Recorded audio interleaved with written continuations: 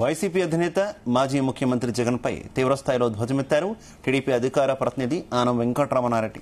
TDP కార్యాలయంపై కర్రలు, కత్తులు, beer బాటిల్స్తో వచ్చి ధ్వంసం చేశారని, దానిని జగన్ శాంతియుతంగా నిరసన తెలిపారనడం హేయంగా ఉందన్నారు. వైసీపీ కార్యకర్తలకు, నేతలకు గతంలో బీపీ పెరిగి టీడీపీ కార్యాలయంపై దాడి చేశారని జగన్ చెప్పడం సిగ్గుచేటన్నారు. నేడు టీడీపీ కార్యకర్తలు, నేతలు కూడా హై బీపీతో ఉన్నారని, ఒకరోజు రాష్ట్ర వ్యాప్తంగా వైసీపీ కార్యాలయాలు, వైసీపీ నేతల ఇళ్లపై, మాజీ సీఎం జగన్ ఇంటిపై కూడా దాడి చేస్తామని, దానికి జగన్ అంగీకారం తెలపాలని సవాల్ విసిరారు. శాంతియుత నిరసన అంటే కత్తులు, బీరు బాటిళ్లు, కర్రలతో చేపడతారా అని దుయ్యబట్టారు. పార్టీ ఆఫీసుకు సంబంధించిన ప్రతి కేసు వెనక్కి తీసుకుంటాం, పొరపాటైందని క్షమాపణ కోరుతాం.